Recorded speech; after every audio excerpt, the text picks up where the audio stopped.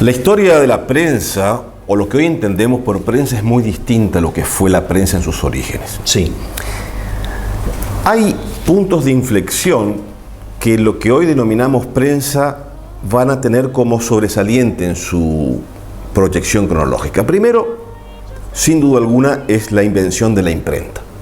Ya como se citó anteriormente, la imprenta es el inicio de una transformación cultural y ya vamos a ver cómo va a ser más beneficiado la prensa que el libro. Ya voy a explicar. El otro punto fundamental en esta construcción del ideario de la prensa va a ser la construcción del Estado moderno. Y tercero, va a ser el rol de la prensa dentro del mundo republicano, en donde la prensa va a ocupar un rol de equilibrio y de contralor dentro de la República, que eso no lo tuvo en un principio, sino lo va a tener después, a partir del siglo XIX.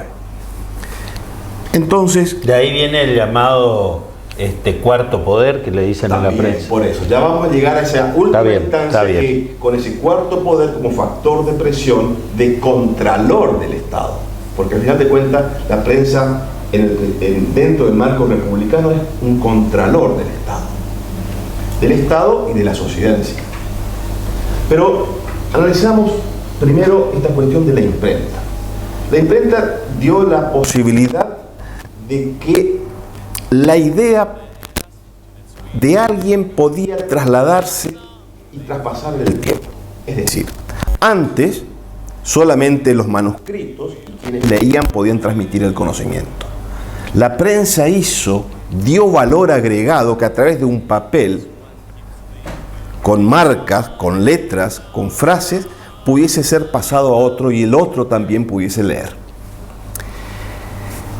Entonces la prensa va a comenzar a ser un gran difusor de las ideas.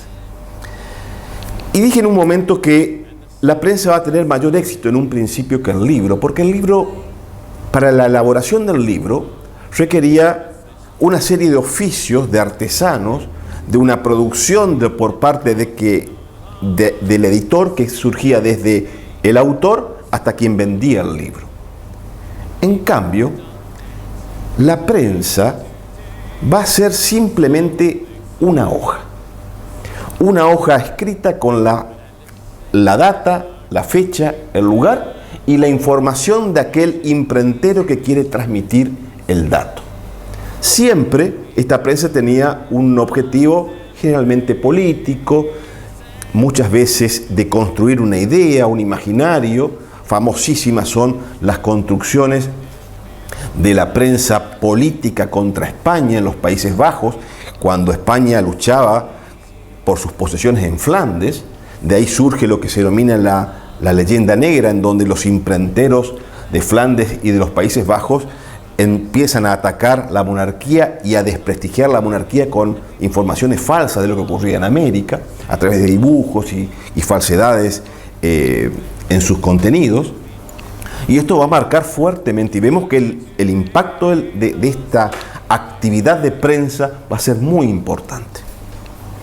Luego decía que, además, esta cuestión de que una hoja de papel era mucho más económica que un libro, razón por la cual se podía difundir, se podía traspasar fácilmente y de manera mucho más económica. Con el fortalecimiento de los estados modernos, y más aún en el siglo XVIII con las revoluciones en Occidente, las dos paradigmáticas, primera la Revolución Norteamericana y luego la Revolución Francesa. La Revolución Norteamericana va a ser, digamos, apoteótica en el sentido de que va a generar una transformación total para la idea de la construcción del Estado.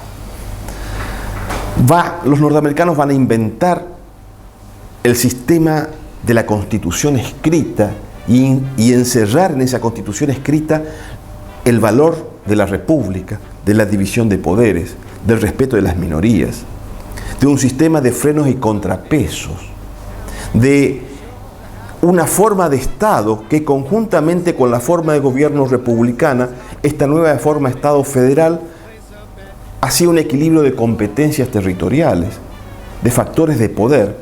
Entonces, ¿qué año era eso, Edgardo? La Revolución Norteamericana se produce en 1776 y a partir de ahí va a haber una serie de sucesos. En la construcción de esta Revolución Norteamericana va a haber toda una idea también de cómo se iba a formar el Estado, cómo se debía construir esa idea constitucional republicana. Y entre 1776 y 1787, que iba a ser la primera Constitución de Filadelfia, va a haber una explosión de publicaciones de la prensa y de periódicos. En esos periódicos, que era el modo más accesible para difundir la información, comenzaron a escribir aquellos denominados padres fundadores de los Estados Unidos de Norteamérica, en donde a través de cartas en los periódicos, escribían de cómo se debía organizar el Estado, cómo debía ser el federalismo, cómo debían tener las características del poder legislativo, el ejecutivo, sus límites y el sistema de freno y contrapeso. Estas cartas, luego conocidas, como se dijo anteriormente, el doctor Gariana, como lo afirmó, se conocen como el Federalista, que no es más ni menos que las publicaciones de estos hombres que escribían en los periódicos y a través de la prensa daban a conocer cómo debía ser esta construcción distinta del Estado norteamericano. Vaya si no tiene importancia la prensa en ese contexto de la creación de uno de los estados más modernos y que ha servido de ejemplo para gran parte de Occidente.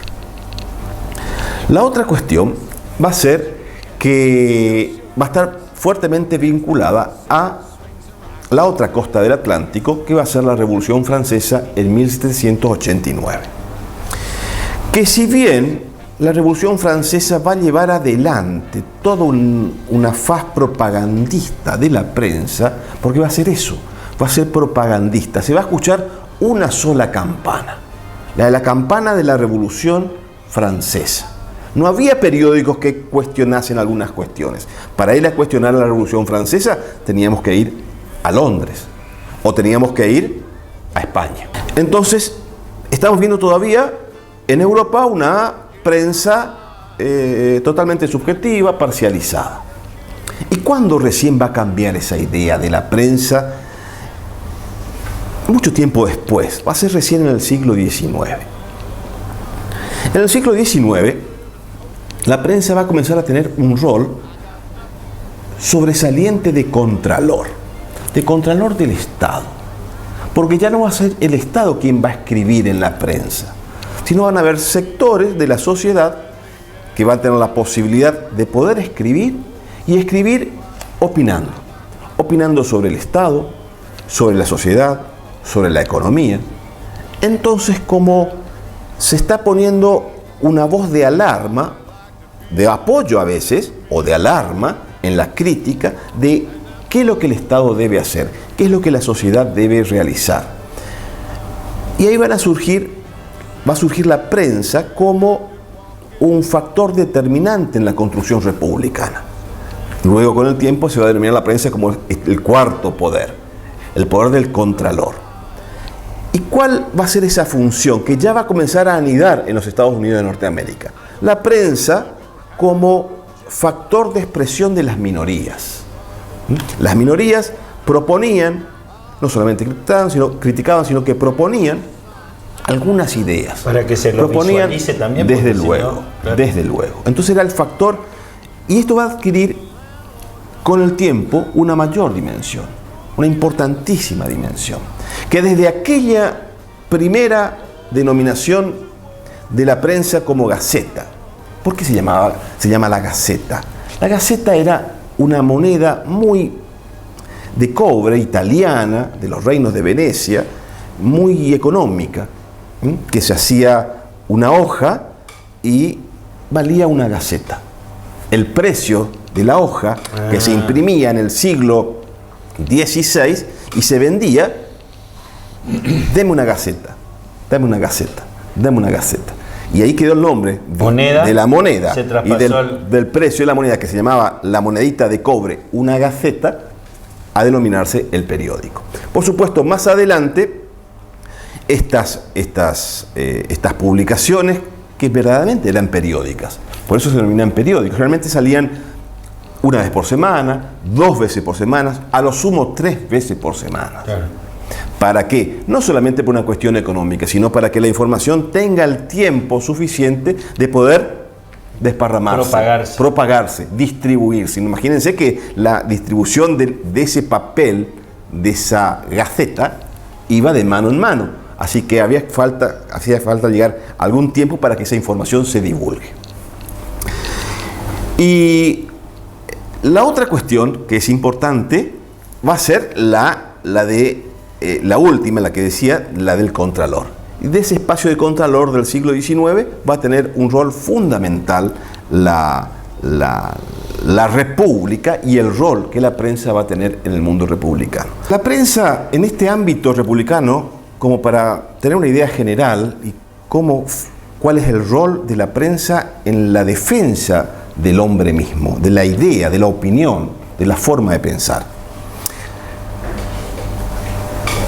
En los totalitarismos y en las dictaduras, la principal víctima es la prensa. La primera víctima es la prensa. El nazismo, porque suprimió todo lo que... La revolución bolchevique, 1917. Había un órgano que era el dogma. Sí, señor. Solamente a través de este periódico se baja la idea y es la verdad absoluta. Se baja línea. Con el nazismo. Lo que ocurrió en regímenes dictatoriales como Cuba, como sigue siendo hoy Cuba, una dictadura. Sí. En Cuba hay un periódico, 2 periódicos, los 2 oficialistas. Sí, sí.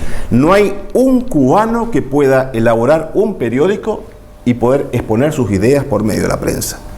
Si es así, ahí tienen los cientos de miles de presos políticos en Cuba que quisieron hablar en contra del régimen totalitario cubano.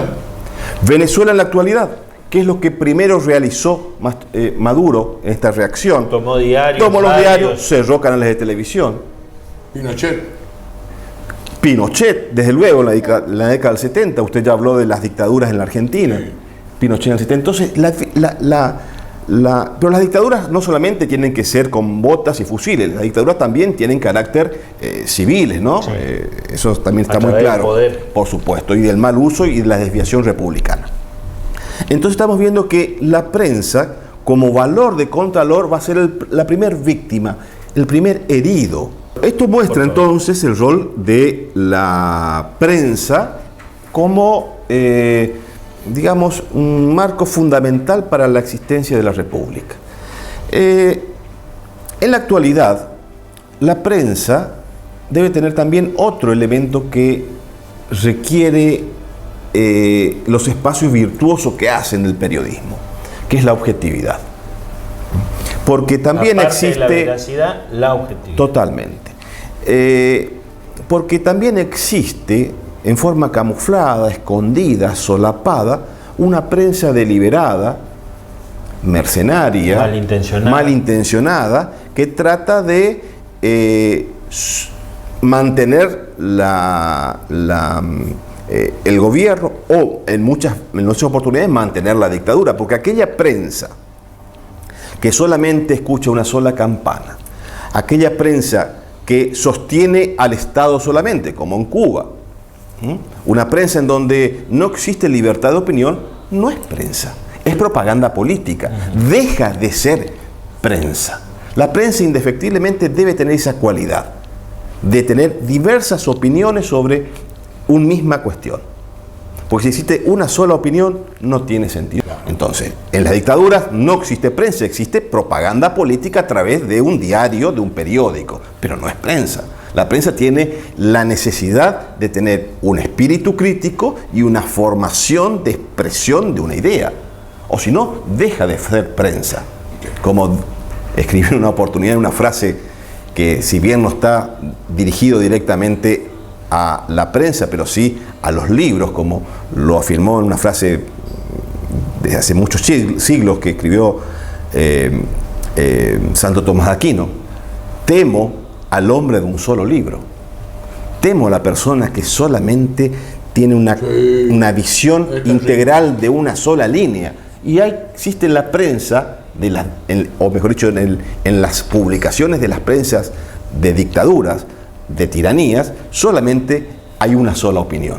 Y ahí está el rol de la prensa genuina, que es la prensa republicana, la prensa de muchas decisiones, de muchas opiniones, de muchos criterios. La prensa es, digamos, una referencia fundamental para el ejercicio de las libertades.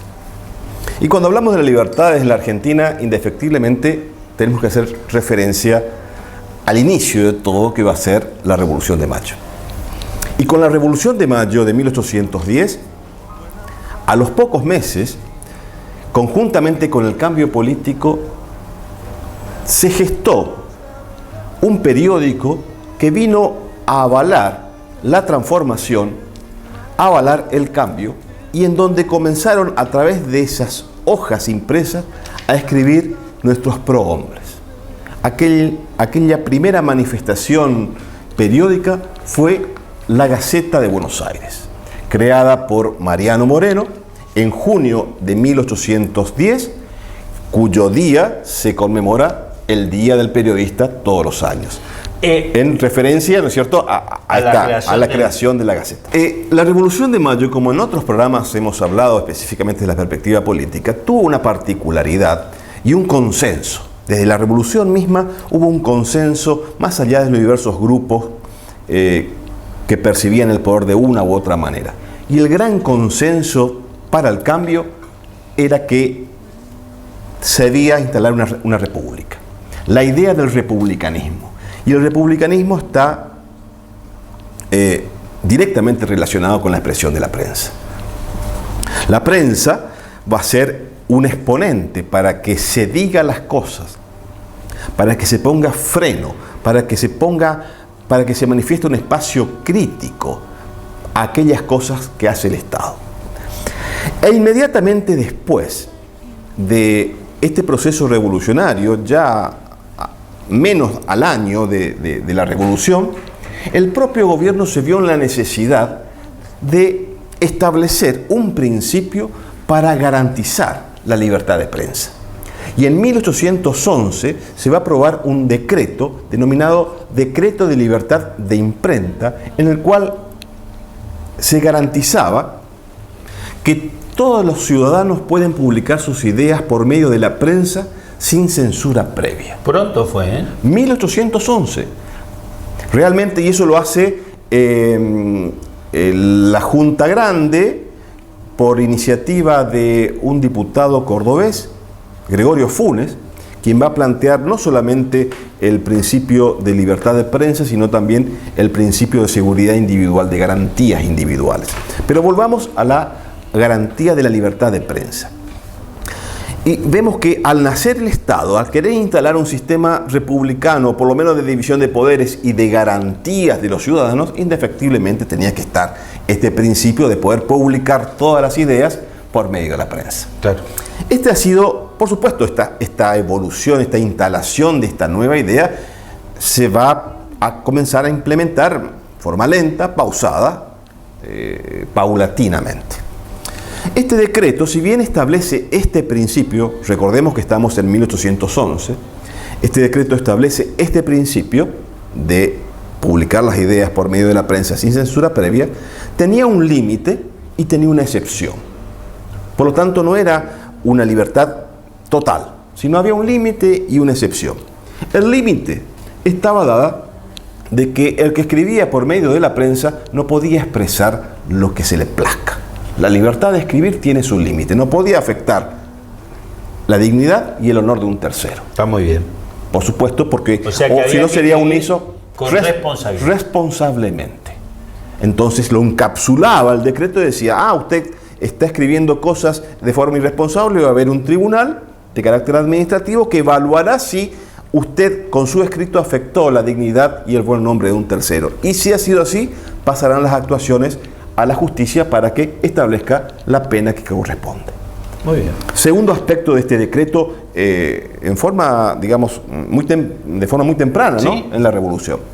Y el tercero es una excepción al principio. La excepción está dada en que se podía publicar todos los escritos o se podía escribir sobre cualquier tema en la prensa, menos los escritos de carácter religioso. El clero. Si alguien quería escribir, yo podía escribir como ciudadano común algo sobre religión, podía escribirlo, no estaba vedado. Sí tenía la obligación de que tenía que tener una venia eclesiástica de un tribunal eclesiástico. Que permitiera la publicación. Que me decía, está bien lo que usted está escribiendo. Entiendo. Entonces, la única mordaza que existía en cierta manera era el carácter religioso. Pero en materia política, económica, social, cultural, comenzamos a generar, a circular un sistema en el cual era libre la posibilidad de escribir. Por supuesto, esto va a estar dado normativamente por este primer decreto. De ahí en más a la ejecutividad, al ejercicio y a la práctica, como todas las cuestiones, lleva su tiempo y su maduración. Pero ¿qué es lo importante de este decreto de libertad de imprenta de 1811? De que ahí en más estos principios van a estar instalados en las posteriores constituciones, proyectos de constituciones nacionales y provinciales, claro, y las constituciones posteriores. Va a ser el punto de partida, la instalación definitiva por el cual va a aflorar, va a relucir este principio de poder escribir lo que uno piensa a través de la prensa sin que el Estado, porque ese era el gran censor, antes el gran censor era el Estado, que el Estado decía no, esto no. Entonces, en este mundo republicano novedoso, distinto, práctico, que comenzamos a andar los argentinos rioplatenses en 1810, esta libertad de prensa va a tener la semilla de gestación de un nuevo derecho. La prensa tiene la virtud del registro. Lo que uno escribe, lo que uno manifiesta, lo que uno afirma queda registrado. Queda registrado en el papel y queda registrado en los archivos. Actualmente tanto en el papel o en los archivos de internet. Los periódicos digitales queda totalmente archivado. Entonces, el impacto que genera la publicación, la manifestación de una opinión en la prensa, tiene un impacto social. Por eso también el uso, como decíamos anteriormente, responsable de lo que se dice. Porque esa responsabilidad afecta a un tercero, puede afectar a la sociedad, puede generar un daño, puede generar un perjuicio en la sociedad. Entonces la responsabilidad del uso de la prensa tiene un fortísimo impacto, y ese impacto es el registro que queda en el archivo. Entonces no es lo mismo comentar, decir, que realmente publicar y firmar lo que uno publica responsablemente. La prensa de nuestra provincia ha sido muy fructífera, muy intensa, muy apasionada, y también ha generado infinidad de conflictos en las disputas políticas. La prensa de Corrientes se inicia formalmente después de su organización provincial, después de la segunda Constitución de 1824, y va a ser recién en el gobierno de Ferré quien traerá por primera vez una imprenta, y en esa imprenta, además de publicar los registros oficiales, las normas, las leyes, los bandos, se va a publicar el primer periódico correntino, denominado La Verdad sin Rodeo, que era simplemente una hoja doblada que tenía 4 páginas. Desde ahí, en forma muy precaria, muy limitada, con una edición muy artesanal, comienza a difundirse La Verdad sin Rodeo, que va a ser el punto de partida para la construcción del periodismo en Corrientes. El primer gobierno de Ferré fue un gobierno, como lo hablamos en otras oportunidades, de una amplia visión republicana, de ocupación de espacios, de fomento de la economía, donde este gobierno en la década de 1820 va a ser el punto de partida para la construcción de la grandeza de aquella provincia que va a marcar su ritmo a nivel nacional. Manuel Florencio Mantilla tiene una obra muy valiosa, muy útil, que se denomina Bibliografía Periodística de la Provincia de Corrientes. Uno de los principales historiadores de nuestra provincia, Manuel Florencio Mantilla, escribió un registro de todos los periódicos del siglo XIX y entrado el siglo XX. Y en ello, y ahí se manifiesta la pujante actividad periodística que va a tener la provincia. Pero no solamente la provincia con epicentro en su ciudad capital, sino en la gran cantidad de periódicos en las ciudades cabeceras de departamento. Así Goya, Esquina, Curuzucuatiá, Mercedes van a tener periódicos que van a durar décadas, que van a tener una gran difusión y una gran actividad regional en los departamentos del interior. Aún más, podemos decir que estos periódicos, los periódicos más añejos que ha tenido la provincia, son del interior. Son los periódicos de Goya, los periódicos de Curuzucuatiá, el periódico de Mercedes, es el decálogo de los periódicos de la provincia. Y esta obra de Mantilla, que tiene una gran utilidad porque nos da a conocer la intensidad del periodismo en Corrientes. Y el periodismo, después de aquella primera manifestación de Ferré con La Verdad sin Rodeos, comienza a tener actividades y el Estado comienza a utilizar los periódicos como un brazo, un canal, una vía para dar a conocer lo que hacía. Se comenzó a utilizar en las provincias pobres, periféricas, como era Corrientes, los periódicos se utilizaban como manifestación del Estado, como para cumplir aquel principio de la publicidad de los actos de gobierno. Se publicaban en el boletín oficial, se publicaban los decretos, se publicaban las leyes, se publicaban, muchas veces se reproducían artículos o notas de periódicos importantes de otras capitales, como podía ser periódicos de Buenos Aires, periódicos de Montevideo, periódicos de Córdoba, periódicos de Santiago de Chile. Se extraían informaciones y se reproducían. Debemos recordar también que en el siglo XIX, en el ámbito de la publicación de estos periódicos, el ingreso a las oficinas de los periódicos de la información era totalmente indirecta, llegaban tardíamente, era porque se copiaba de otros periódicos, no había una fuente de información directa, salvo la información directa de lo que pasaba en la zona local. En la ciudad. Así es. Y los periódicos, no solamente aquellos primeros periódicos servían para dar a conocer estas acciones del Estado, sino también había una actividad del movimiento portuario, era el registro de cómo en el caso de Corrientes había un movimiento de los barcos, cómo eran las periodicidades de los aprovisionamientos del mercado, qué había en el mercado, cómo la ciudad se aprovisionaba, cuáles eran las nuevas mercaderías que los comercios más importantes de la ciudad tenían. Sí. Los comercios publicaban sus nuevas mercaderías que habían llegado del puerto. Era toda una función no solamente periodística, sino también de divulgación social.